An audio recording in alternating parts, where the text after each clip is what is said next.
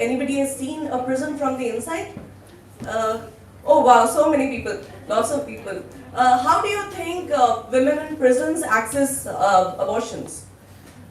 The simple answer is that they don't. And I'll be speaking a bit about that further.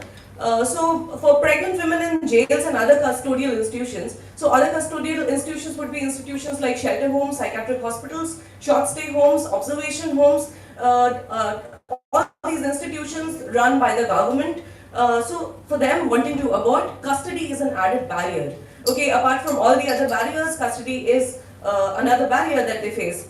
The model jail manual prepared in 2003 is silent on the subject, and the silence is interpreted as a legal bar.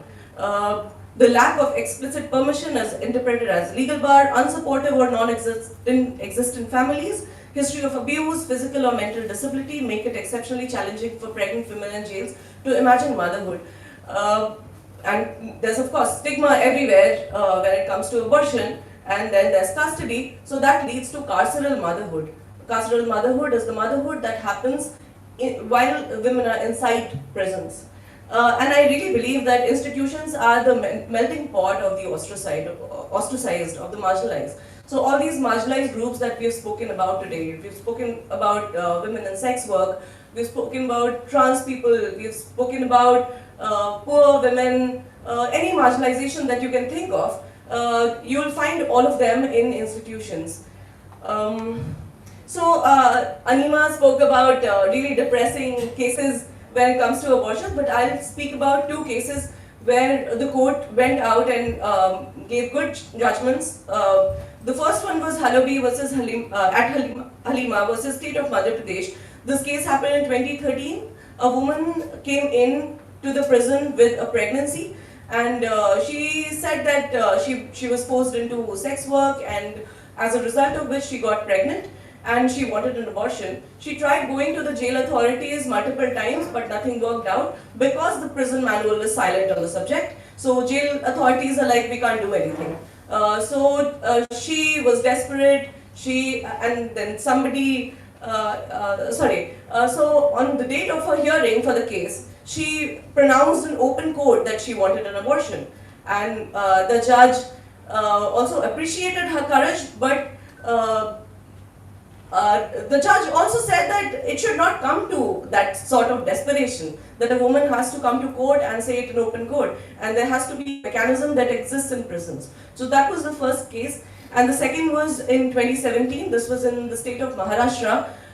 So this woman was admitted in jail with a 5-month-old baby, and she was already 4 months pregnant when she came in. She was also coming from an extremely vulnerable situation, and the baby was suffering from epilepsy and all kinds of illnesses. The mother was suffering from several illnesses, and she also tried putting it forward to the jail authorities that she wanted an abortion, but her plea was not heard, so she had to pass a chit to one of the judges who was visiting the jail on that day, and then that was taken up to the higher court, and permission was granted. And apart from the permission, in this case, this actually a beautiful case when it comes to access to abortion of prisoners, because the court gave a set of guidelines to be followed in case a prisoner is pregnant. Some of you working in India may be familiar with this case, Ms. Z versus the state of Bihar. This happened in 2017. I had the privilege of being on the journey of this woman, Ms. Z.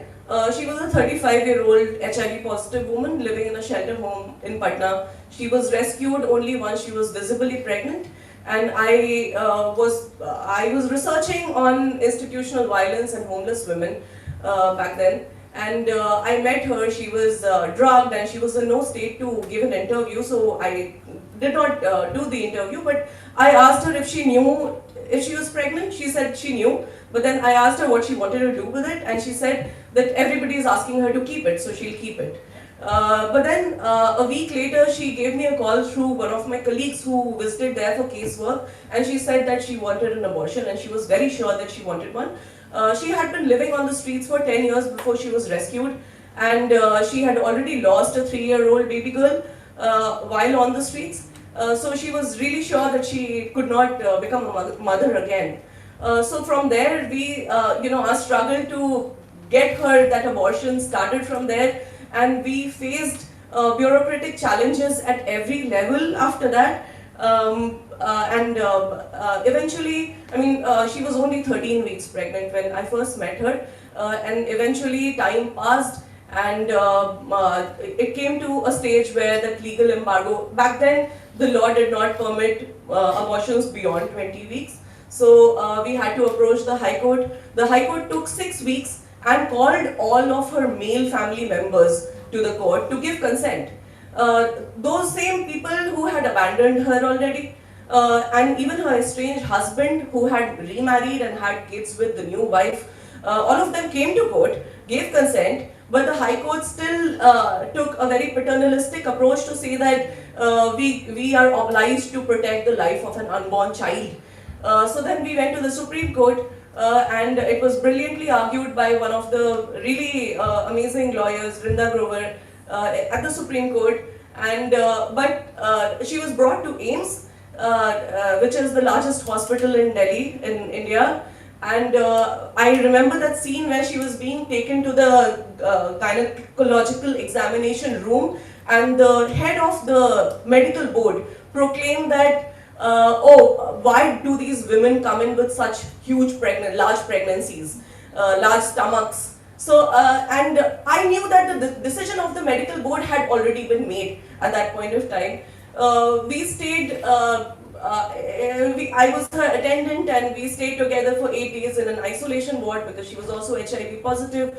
And I could see her, the process of degeneracy, basically, where she had some hope from the Supreme Court that she will get the abortion. But then I saw how dejected she felt when she realized that it was not happening, and she was sent back to Patna. Oh, my time is already done. So this is her, and that's an artwork that I made. So what are we doing in this regard? We are addressing cases of unwanted pregnancies in the institutions where we work. We recently had a case where after a month and a half of continuously hounding officials at every level, we could get the woman termination. It happened on the 18th, so it was a small win. We train the staff, we try and create awareness amongst women, and I've written a small portion in the draft prison manual of Jharkhand, adding a section on SRHR. We have plans of filing a PIL urging the High Court to give directions to the jail department. Yeah, my time's up. Okay. So what I would urge you to do is that, when you advocate for abortion rights, please remember incarcerated women in your advocacy. Please collaborate with organizations working on prisoners' rights. And then this is an amazing woman, Savitribai Phule. Everybody in India obviously knows her. She's our mother. She's the woman who laid foundations for the education of girls in our country. We owe a lot to her. And I would just end by quoting Arundhati Roy, where she says, "Another world is not just possible, she's on her way, and on a quiet day I can hear her breathing." Thank you. Oh.